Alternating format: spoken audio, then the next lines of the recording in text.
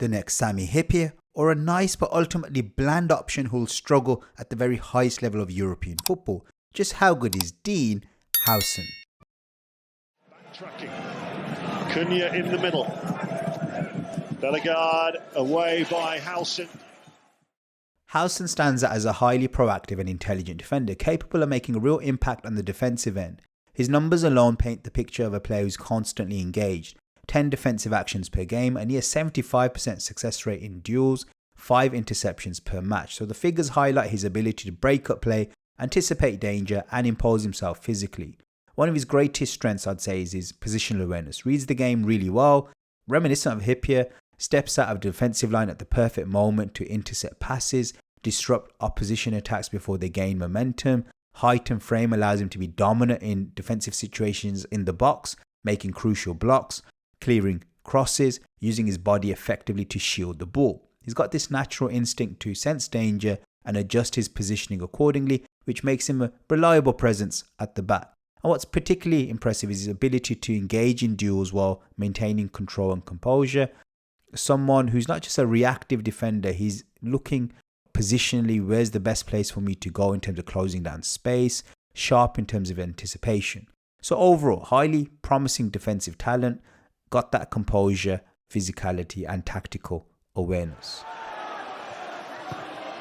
In towards Tom Kenny, tries to loop it in. Kicks and corners recently. VAR are checking for a possible penalty there on Huijsen. He looked back. But I'd say in terms of his one-on-one situations, he is pretty aggressive. And yes, he looks to engage early and assert his physical dominance, but there are drawbacks to this. He has a relatively high foul count and a tendency to pick up yellow cards more frequently than defenders of a similar profile.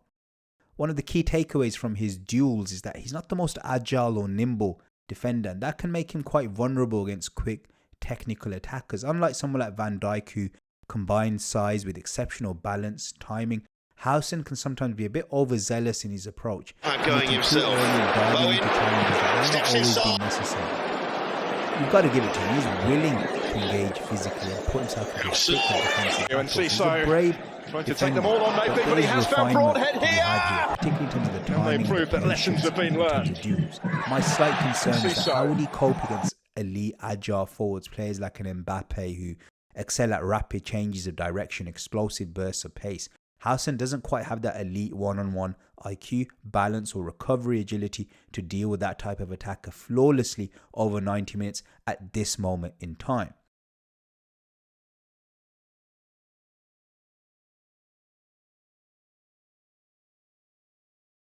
Want access to world-class coaching drills developed by the great man himself, Johan Cruyff? Well, Pythagoras in Boots has partnered up with Cruyff Football to deliver you exclusive tactical content. We also feature behind-the-scenes footage of the recent Cruyff Football tournament, which featured the likes of Ajax, Barcelona, the finest youth teams in the world. And next year, we're going to be seeing the likes of PSG and Chelsea joining Man City, Atletico, you name it, they are there. We also have exclusive insights with interviews with the likes of Jordi Cruyff to give you a real feel for that Cruyffian football philosophy. So check the description below for a discount link to the Cruyff football methodology and level up your football IQ. For Areola to have players back, Tavernier back on the bench against Nottingham Forest. Scott and Sinister. Despite playing in a Bournemouth side known for its direct and high-tempo style, Huijsen averages close to 50 passes per game with an impressive 87% pass accuracy. Standout numbers for a young defender operating in a pretty high-paced system, and they become more impressive when you look at how comfortable and progressive he looked when representing the Spanish national team. He isn't someone who plays safe for the sake of inflating stats. He's got a brave possession style, he's forward thinking, and he's got good technical foundations, thrives under pressure, showcases calm footwork, so he's got that strong press resistance. Loves to play 1-2s, but what I really love is his ability to disguise his intentions, which makes him very difficult to press and very effective in the build-up phase. He can roll his foot over the ball to control the tempo, he can manipulate angles to beat that first line of pressure, and he's really versatile in terms of the decisions he makes with his passing. He's comfortable threading a pass into midfield as he is sliding one down the line to release a winger. So you can trust him to be that first receiver of the goalkeeper, but also trust him to really break open the game in possession too.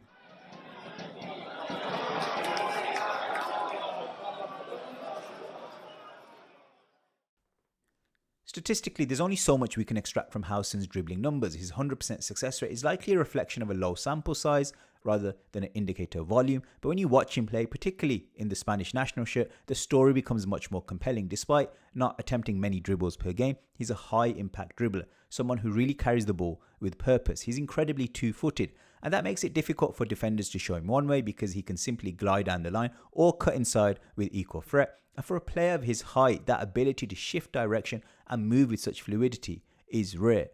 Again, going back to that performance against the Netherlands, it was a real showcase of what he's capable of, consistently breaking lines down that left flank, resisting pressure, choosing the right moment to release the ball. It gave a glimpse as to what he could become in a possession-dominant system that gives him that license to roam. In a well-structured side that covers for his surges, he could be a real weapon. From a coaching standpoint, I'd encourage him to dribble more. There's a sense that at Bournemouth, we've only scratched the surface of what he's really capable of. That Spanish performance suggested a much higher ceiling if he's surrounded by technically gifted teammates and the right possessional or positional structure. If there's one small critique, I'd say that his confidence can sometimes tip into overambition. After beating that first man, there are times when he looks to be a second or third man and he ends up overrunning the ball. Nevertheless, I think his dribbling profile is one of the most exciting in Europe for a centre-back, and if nurtured correctly, could become one of the game's best ball-carrying defenders.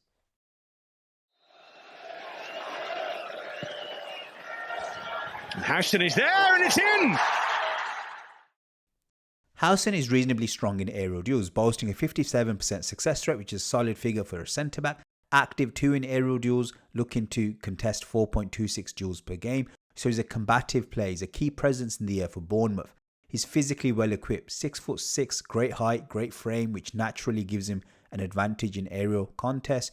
Good aerial anticipation, good reading of the ball's flight, which allows him to position himself effectively to attack it. And overall, this package makes him a threat from an offensive point of view, particularly at the far post. He can be targeted with long, floated deliveries, and his physicality allows him to bully players in that position. Defensive reliability also from set pieces, a proactive defender in aerial duels. In terms of limitations, I think when he's up against players who are physically dominant, so players of a similar height and strength, he can at times be outdueled. For example, someone like Braithwaite has been able to get the better of him, so he hasn't quite got that Van Dijk-like presence just yet. So yes, he's a committed aerial competitor. Perhaps it's due to inexperience here. He still needs to get even more stronger. He's only 19. But at the moment, he is vulnerable to losing headers under pressure against players who can match up to him. But generally, he will be a strong and active aerial defender. He will be reliable against 90% of opponents. It's just if he's going to, reach elite levels, he needs to slightly work more on his timing, positioning, and upper body strength to hold his ground better against these high-level aerial threats. We've analysed the game at the highest level, and now we want to represent the people that play it. Pythagoras and Boots are now officially FIFA qualified football agents, and now we're partnering up with Dave Lawrence, a former sporting director and female first team ladies coach at West Bromwich Albion with over 20 years of coaching experience. He's also been an agent for the past 5 years, a UEFA licensed coach as well. So together we're looking to provide expert player performance analysis, legal support with my legal background, mental well-being, anything that you need on or off the pitch, we can holistically deliver it. So don't be afraid to check the description, get in contact with us to see what next-gen player management really looks like. Not much to smile about or enjoy for this performance, and Brooks. Statistically, Huijsen's long passing profile is impressive. Averages close to 7.5 long passes per game. High volume, but it's complemented by a 62% success rate. So not someone who's just clearing his lines, he's playing long with intention. One key feature of his long passing is variety. Unlike some centre-backs who just love a diag, think of Van Dijk out to the right wing, Huijsen's range is more broader, more creative. He can go central, wide, down the channel. As a left-sided centre-back, yes, he looks to shape up to play that switch, but then he can disguise that pass down the line. He can look to find his flying overlapping left-back by curling that ball between the opposition full-back and centre-back channels. So he's someone who has very disguised long passing, and that two-footedness really helps because he can hit long balls off either foot. So it's very difficult to press. He's constantly scanning for vertical options, not just lateral switches. At times, he's looking to clip that pass over the press into the centre forward. So if you've got a team that's got a target man or even mobile strikers who are looking to run in behind, he's someone that can really find that pass. And we saw this at international level when he was able to split open the Netherlands and find Yamar. That said, there's still room for refinement. At times, his passes can be overhit, mistimed, leading to unnecessary turnovers. What I would say, though, is that Bournemouth do look to play a very direct style, and sometimes those long passes are encouraged in order to trigger the press. Overall, his passing is adventurous, progressive. I wouldn't say he's going to be like a generational long passer, but I think the ceiling is still pretty high, particularly in a team that structures possession around him and values build-up play. With maturity, refinement, I think if he picks and chooses his passes better, could become one of the most effective long passers among centre-backs in Europe. Huijsen. Parte para a bola, o remate e muito bem marcado. Este penalti. Despite being a centre-back, Huijsen shows glimpses of attacking potential. 0.05 xG per 90, respectable for his position. 25% shot accuracy isn't that great, but he does have technical ability, in my opinion, to test goalkeepers when he does get the opportunity. He's taken penalties in his youth career, which indicates confidence in his ball striking, composure in high-pressure situations. He's shown evidence of being able to strike from range. Doesn't regularly venture forward to take long shots. There's limited footage available, but there is footage that shows that he can generate significant power. He's comfortable shooting with both feet, so he's unpredictable in this sense. I think he's shown a little glimpse of an ability to glide forward from deeper areas, unleash powerful strikes. So there's untapped potential there. He's not going to be some Ronald Koeman type defender. To be honest, in the modern game, there's no real scope for this type of player to score lots of goals from deeper on the pitch. But I think even if his offensive contributions are sporadic, I think if he refines his decision making, gets given a bit more encouragement to push forward, he could be a dangerous presence in attacking phases, particularly from set pieces, but he could potentially open up games, tight type of games, if he's given that freedom to roam forward. Hey guys, just to let you know, we've just created a new channel. It's going to be more like a podcast type of setting. You're going to meet the rest of the Pythag gang, in-depth analysis as always, but in more team-based type scenarios, more hot topic-based content. So please subscribe to the Pythagoras Perspective. And also, if you're interested in watch-alongs and weekly fantasy football discussions, also consider subscribing to us in our playback channel. All of these are available in the description below. See you guys there.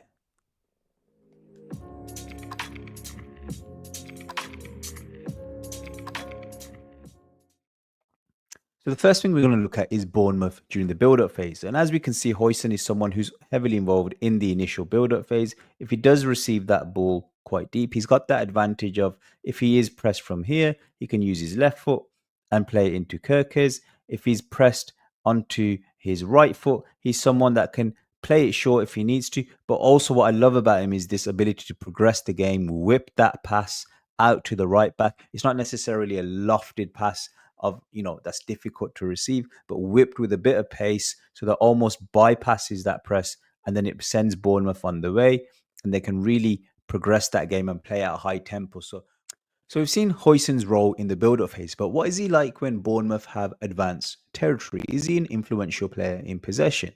I think obviously what Huijsen looks to do in Bournemouth is feed Kerkez, feed his left winger. He's someone who isn't overly involved in terms of progressing the game for Bournemouth when he doesn't need to. However, if he's up against opposition who have, made it a lot more difficult in terms of playing that ball down the left, and his teammates are a bit suffocated in terms of territory, you will see Huijsen then look to pass it inwards into players into the midfield. And what I like about him is that he doesn't panic under the press. He will at times just foot roll and then wait and wait. And if he sees that pass to be played forward, he will look for that pass forward. He's not just going to alleviate responsibility and always look to pass it sideways. He is constantly looking to progress the game. What I would say is that the way Bournemouth plays quite a high tempo of possession, and sometimes it feels like Huijsen's not really realizing his full potential within that Bournemouth possession structure. Whereas we saw for Spain, Huijsen was really driving into these areas, almost overlapping his left back. When Cucurella was sitting, you even saw Huijsen there against the Netherlands and driving into these spaces as well, because Spain are a lot more comfortable in possession. So they have a better structure when they're in possession as well. So if they see someone going forward, another player fills in. And for me, that brought out the best in Huijsen in advanced territory. But I don't think we're quite seeing that with Bournemouth. So the other thing I want to look at is defensively, how does Huijsen handle playing in a high line? So let's assume Kerkez has put that ball in, overhit it, it's been played out to Paqueta. Paqueta's hit a long ball over to Bowen. Huijsen is that type of player. Due to his height, any long ball, he will tend to eat it up and win that first header. It's very rare that you'll see a centre forward get the better of Huijsen in an aerial duel from a long ball in a counter-attacking type situation. Likewise, if that ball was played into the channel and Huijsen finds himself in a one-on-one situation, generally he's quite aggressive and he'll go for that slide tackle, try and intercept that ball, and usually he does come away with the ball. Having said that, there are times where I've seen that, if he is exposed into a one-on-one situation, he's not got elite level agility. He can be bypassed, I would say, despite being relatively agile for a big man. So there's definitely slight weaknesses there. But overall, I think he's the type of player you can trust in a high line, provided there's that structure around him so that if he is aggressive and he's going for that ball hunting, there needs to be other players back in order to provide that coverage. I wouldn't really feel totally comfortable with him as your last man all the time. I don't think he's got the 1v1 defending of a Van Dijk, but it's still very, very competent, I would say.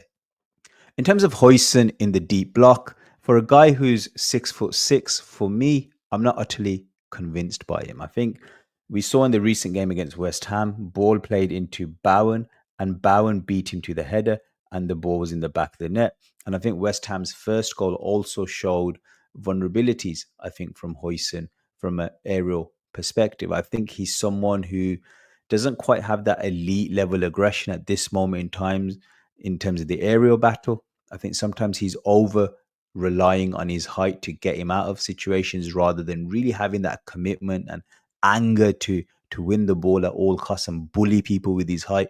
I don't quite see that yet from a tactical perspective. So I think that's something that Huijsen does need to work on, and I would preferably see him partnered with someone who's competent in the air themselves. So we've seen Huijsen linked to a number of clubs, one of them being Liverpool. So for me, if he's going to go to Liverpool, I don't really see how he would be a better fit than a Konate. So let's just say Trent was to stay, or even a Bradley comes into the team. You need someone who's physically going to really, really be able to handle all that defensive work.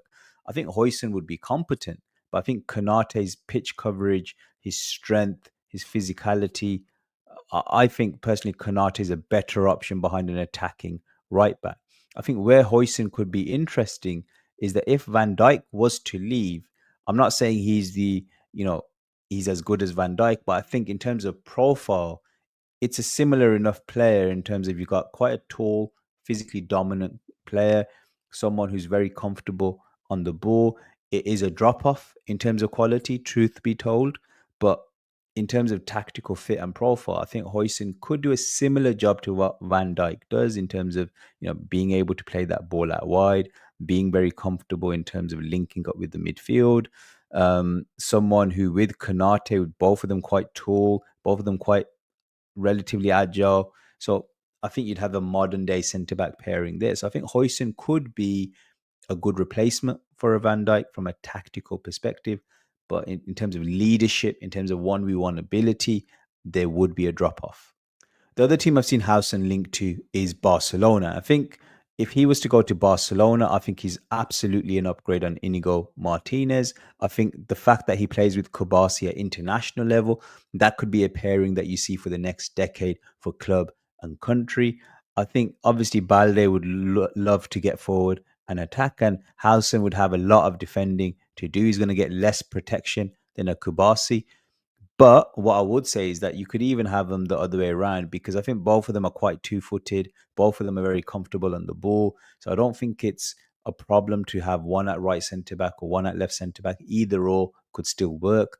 But I'd back Huijsen to really come out of his shell in this Barcelona setup. What I would say is that Cucurella for Spain can sit in and allow Huijsen to get forward, whereas I'm not sure if he's going to get as much freedom. It would very much depend on the CDM profile, someone that can sit in to allow Huijsen to get forward. I'm not sure if De Jong and Pedri would be that right midfield profile to bring out the best in Huijsen in possession. But he's definitely someone who I think would look natural in the Barcelona shirt, someone who would allow them to defend with a high line. and someone who would look to be very progressive with the ball. And I think that, particularly someone like Rafinha, you can just imagine if Rafinha is making runs in behind, Howson's going to play that ball forward in behind, splitting defenses. If Yamal makes runs there, Howson can find them with the long ball. So in possession, I think he's a really good fit for that Barcelona team. So I think that's probably, if I was going to pick one team, that's the sort of team I think would bring out the best in him, relatively speaking.